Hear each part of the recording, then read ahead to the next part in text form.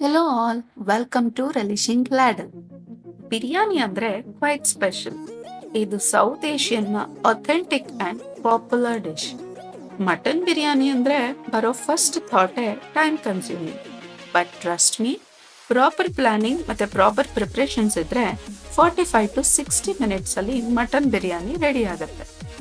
Okay, let's get started.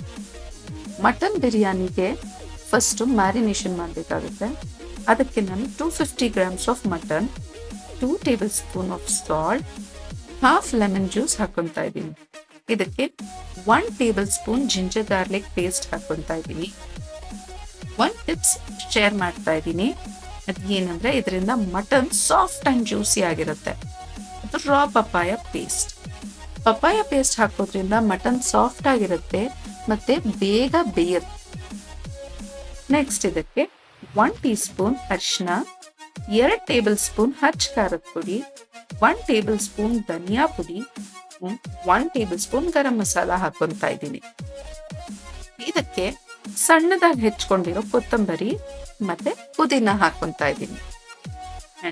One more best companion of biryani ಅಂದ್ರೆ ಬಿರಿಸ್ಟಾ. ಬಿರಿಸ್ಟಾ ಅಂದ್ರೆ fried onions. Fried onions ಇಂದ biryani flavour ತುಂಬಾ ಚೆನ್ನಾಗಿರುತ್ತೆ ಅಂಡ್ ಇದರ ಟೇಸ್ಟ್ ಕೂಡ ಎನ್ಹಾನ್ಸ್ ಆಗುತ್ತೆ. ನಾನಿಲ್ಲಿ ಆನಿಯನ್ಸ್ ಫ್ರೈ ಮಾಡಕ್ ಯೂಸ್ ಮಾಡಿರೋ ಆಯಿಲ್ನೇ 2 tablespoon ಹಾಕೊಂತಾ ಇದ್ದೀನಿ. ಈ ಡ್ರೈ ಇಂಗ್ರೀಡಿಯೆಂಟ್ಸ್ನೆಲ್ಲ ಫಸ್ಟ್ ಚೆನ್ನಾಗಿ ಮಿಕ್ಸ್ ಮಾಡ್ಕೊಬೇಕು.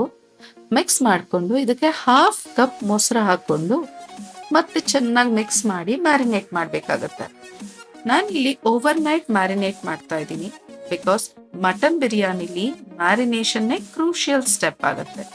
ಮ್ಯಾರಿನೇಟ್ ಮಾಡೋದ್ರಿಂದ ಮಟನ್ ನಲ್ಲಿ ಮಾಯಿಶ್ಚರ್ ಹಾಗೆ ಇರುತ್ತೆ ಮತ್ತೆ ಮಟನ್ ಕೂಡ ಈವನ್ ಆಗಿ ಕುಕ್ ಆಗುತ್ತೆ.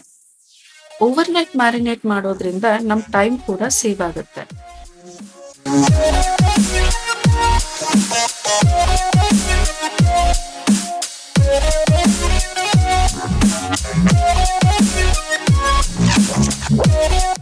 ದ ನೆಕ್ಸ್ಟ್ ಡೇ ಬಿರಿಯಾನಿ ಶುರು ಮಾಡೋ ಮೊದಲು ಅಕ್ಕಿನ ನೆನೆಸಿಡೋಣ.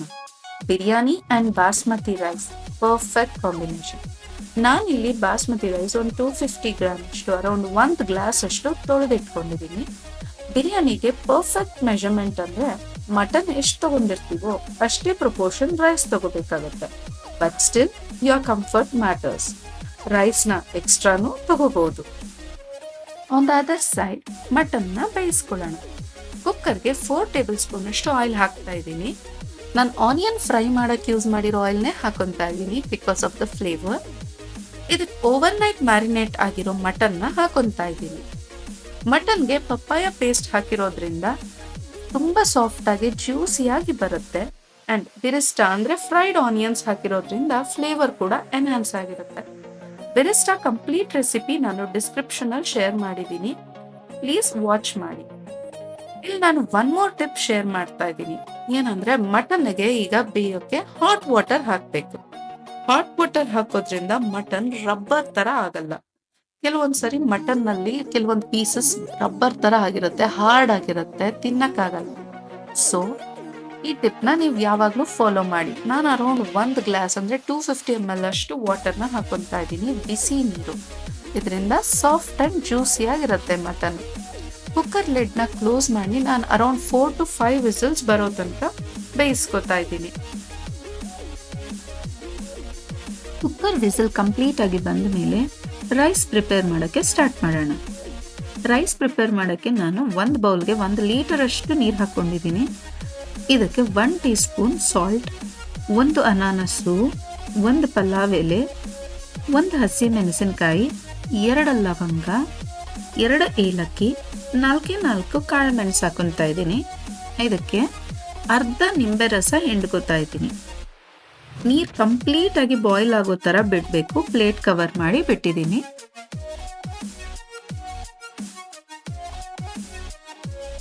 ನೀರ್ ಕಂಪ್ಲೀಟ್ ಆಗಿ ಬಾಯ್ಲ್ ಆಗಿದೆ. ಈಗ ನಾವು ನೆನ್ಸಿಟ್ಟಿರೋ ಅಕ್ಕಿನ ಹಾಕೊಳ್ಳೋಣ.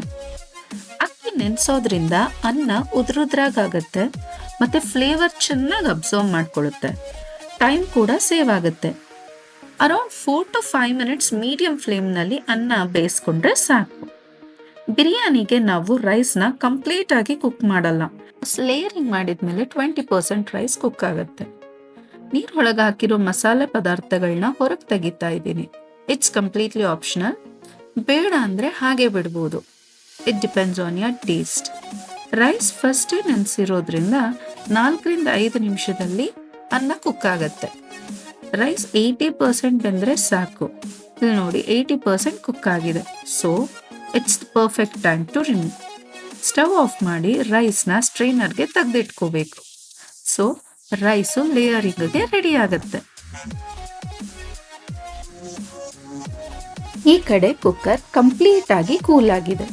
ಒಳ್ಳೆ ಟೆಕ್ಸ್ಚರ್ ಬಂದಿದೆ ಆ್ಯಂಡ್ ಮಟನ್ ಕೂಡ ಪರ್ಫೆಕ್ಟ್ ಆಗಿ ಬಂದಿದೆ. ನೋಡಿ ಕಾಣಿಸ್ತಾ ಇದೆ, ಎಷ್ಟು ಈಸಿಯಾಗಿ ಬರ್ತಾ ಇದೆ. ಮಟನ್ ಕಂಪ್ಲೀಟ್ ಆಗಿ ಬೆಂದಿದೆ. ಸೊ ಲೇಯರಿಂಗ್ ಮಾಡೋಕೆ ಗ್ರೇವಿ ಕೂಡ ರೆಡಿ ಆಗಿದೆ. Let's start layering. ಲೇಯರಿಂಗ್ ಮಾಡೋಕೆ ರೈಸ್ನ ಹಗುರವಾಗಿ ತಿನ್ ಲೇಯರ್ ಆಗಿ ಸ್ಪ್ರೆಡ್ ಮಾಡ್ಕೋಬೇಕಾಗತ್ತೆ. ನಾವು ಎಲ್ಲ ರೈಸ್ನು ಕಂಪ್ಲೀಟಾಗಿ ಒಂದೇ ಸರಿ ಹಾಕೋ ನೆಸೆಸರಿ ಇಲ್ಲ. ಒಂದೊಂದು ಸ್ಟೆಪ್ ಎಲ್ಲ ಆದಮೇಲೆ last once again layering start ಮಾಡ್ಬೋದು ಮಿಕ್ಕಿರೋ ರೈಸಿಂದ.